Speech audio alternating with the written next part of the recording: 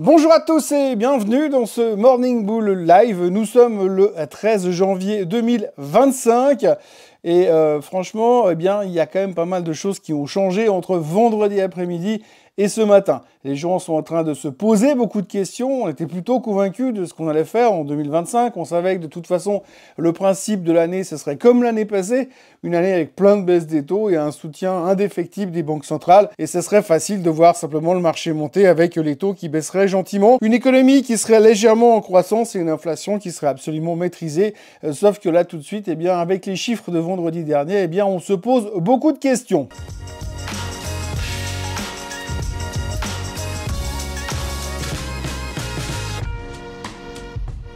Alors pour ceux qui n'ont pas vu le Swiss Bliss, qui n'ont pas regardé le Swiss Bliss ce week-end, soit parce qu'il est sorti trop tard dimanche, soit parce que vous aimez pas regarder le Swiss Bliss parce que c'est trop long, je vais juste faire un petit retour rapide sur ce qui s'est passé sur les chiffres de l'emploi. Les chiffres de l'emploi américains sont donc sortis à 256 000 créations d'emplois pour le mois de décembre. On a également révisé un tout petit peu à la baisse les chiffres précédents du mois de novembre. Ça descend à 212 000, un truc comme ça. Donc de nouveau, petite correction à la baisse, encore une fois. On a vu qu'il y avait eu pas mal de licenciements sur 2024, des niveaux de licenciement qu'on n'avait plus vus depuis 2009, si on fait exception de la période Covid. Donc il y a quand même une pression au niveau de l'emploi, mais ça ne se ressent pas en tous les cas dans les non-farm payrolls qui étaient globalement excellents, sans compter que le taux de chômage qui était attendu à 4,2% a sorti à 4,1%. Voilà, ça c'est les chiffres. Alors fondamentalement, ces chiffres, qu'est-ce qu'on en fait? Eh ben ils sont excellents, il n'y a pas de question à se poser. Eh bien ça crée des emplois, le chômage est en baisse, que demande le peuple, j'ai envie de dire. Le seul problème, c'est qu'effectivement,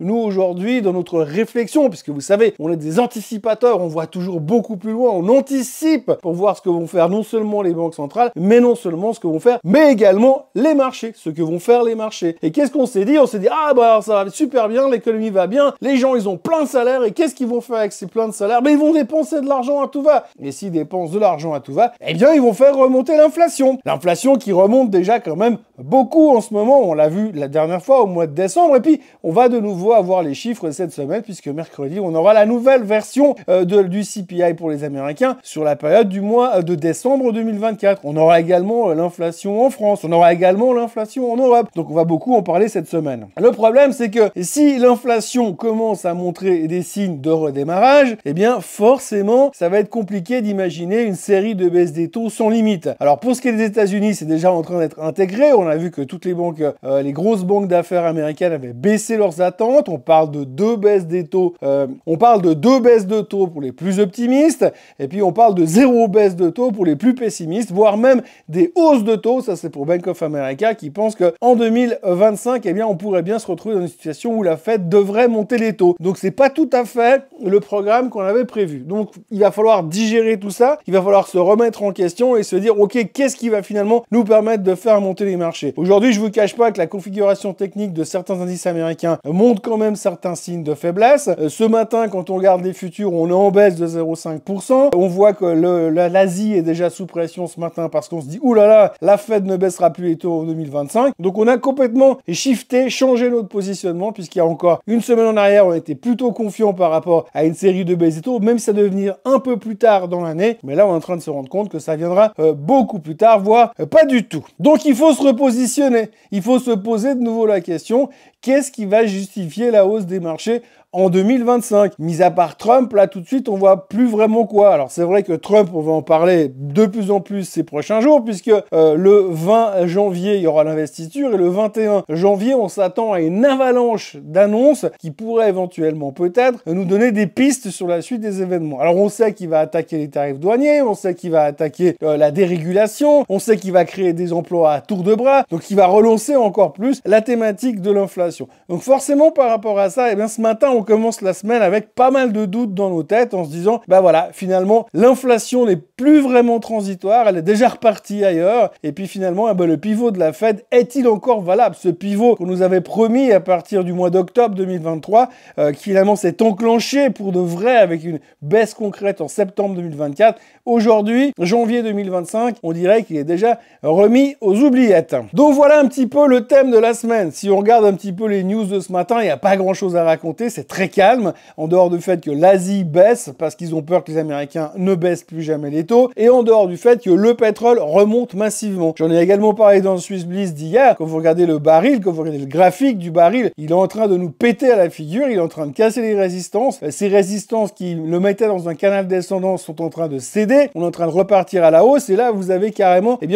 tout d'un coup, des nouvelles sanctions face à la Russie, les Anglais qui s'y mettent, les Américains qui s'y mettent, Biden qui insiste qu'il faut absolument bloquer la Russie. Alors Biden est à 10 jours de se retrouver au chômage, et là tout d'un coup il fait tout ce qui lui passe par la tête pour essayer, j'ai presque envie de dire, de mettre les bâtons dans les roues de Trump ou dans les Tesla de Musk. Aujourd'hui, il fait tout ce qu'il faut pour essayer de foutre une merde son nom au milieu de l'économie et de la géopolitique mondiale, histoire de laisser un chenille bien compliqué à Monsieur Trump quand il va arriver à la Maison-Blanche. Ça, c'était pour la version polie. Donc aujourd'hui, on a quand même des situations qui sont assez particulières parce que vous avez cette crainte d'inflation, vous avez le pétrole qui se traite au-dessus des 77 $ sur le WTI ce matin. Ça laisse quand même imaginer qu'à terme, on va avoir des conséquences au niveau de l'inflation.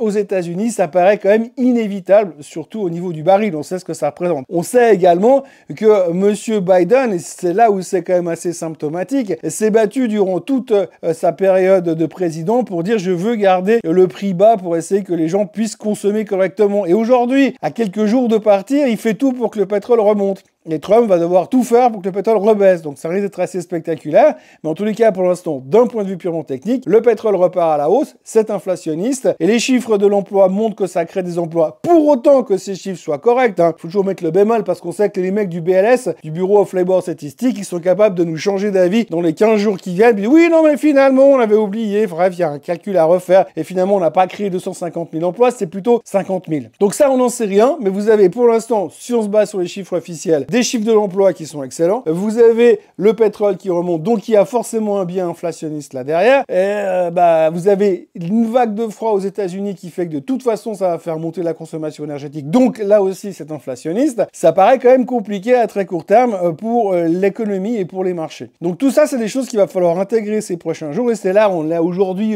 lundi, mardi, là, on est en phase de digestion parce qu'on n'a pas grand-chose à se mettre sous la dent. Les vrais chiffres vont commencer à tomber demain et puis surtout mercredi. Et puis mercredi, on aura également les premiers résultats de la saison et des résultats donc du Q4 2024 avec les bancaires qui vont commencer à publier. Puis jeudi matin, on aura Taiwan Semiconductor qui vont nous donner tout de suite la tendance sur la technologie. Parce que finalement, le seul truc qui peut nous sauver les fesses aujourd'hui, on a l'impression dans l'ambiance dans laquelle on est ce matin, après les chiffres de vendredi, eh bien ce serait la techno qui encore une fois nous montre qu'ils sont tellement plus forts que le reste et que l'inflation ne passera pas par eux et qu'eux sont capables de monter envers et contre tout. Donc on attend de voir un petit peu plus et d'en savoir un petit peu plus cette semaine. Et puis n'oubliez pas au passage quand même, et j'en ai déjà parlé aussi hier encore une fois, que l'Allemagne a montré des chiffres assez impressionnants en termes d'inflation, inflation qui a remonté très rapidement ces 2 derniers mois en Allemagne. Alors pour l'instant on s'auto-félicite parce qu'en se disant c'est bien, parce que finalement si l'inflation repart, ça veut dire que l'économie est en train de bouger dans la bonne direction sur le côté Allemagne, mais pour l'instant on a peu de preuves quand même comme quoi le PIB il est remonté avec une croissance de 3% et que ça rigole dans tous les sens. On a quand même des indications extrêmement négatives avec des vagues de licenciements massives dans le secteur automobile et dans le secteur de la chimie. Et donc tout ça